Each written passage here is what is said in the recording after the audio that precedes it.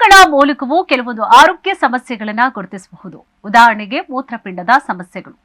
ಇದು ದೀರ್ಘಕಾಲದವರೆಗೆ ಗಮನಾರ್ಹ ಲಕ್ಷಣಗಳನ್ನ ನೀಡದಿರಬಹುದು. ಅವು ಆರೋಗ್ಯಕರವಾಗಿ ಕಂಡುಬಂದರೂ ಕೂಡ ಮೂತ್ರಪಿಂಡಗಳ ಕಾರ್ಯನಿರ್ವಹಣೆ ನಿಧಾನವಾಗಿ ಒಳಗಡೆ ಕ್ಷೀಣಿಸ್ತಾ ಇರುತ್ತೆ. ಆದಾಗ್ಯೂ ಕೂಡ ನಮ್ಮ ಕಣ್ಣುಗಳಲ್ಲಿ ಇರುವಂತಹ ಕೆಲವೊಂದು ಬದಲಾವಣೆಗಳು ಈ ಸಮಸ್ಯೆಯನ್ನ ಮೊದಲೇ ಪತ್ತೆ ಹಚ್ಚಲು ನಮಗೆ ಸಹಾಯವನ್ನ ಕೂಡ ಮಾಡುತ್ತೆ.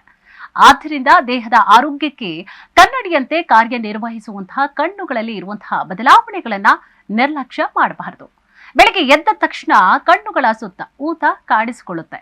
ಇದು ಸಾಮಾನ್ಯವಲ್ಲ ಅನ್ನೋದನ್ನ ನೆನಪಿನಲ್ಲಿ ಇಡಬೇಕು.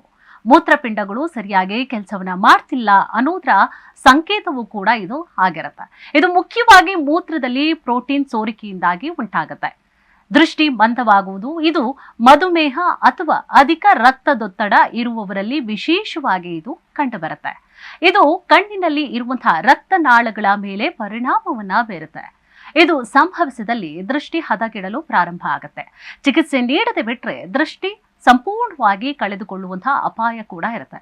ಮೂತ್ರಪಿಂಡದ ಕಾರ್ಯವು ಕ್ಷೀಣಿಸಿದಾಗಲೂ ಒಣ ಕಣ್ಣಿನ ಕಾಯಿಲೆ ಕೂಡ ಉಂಟಾಗಬಹುದು.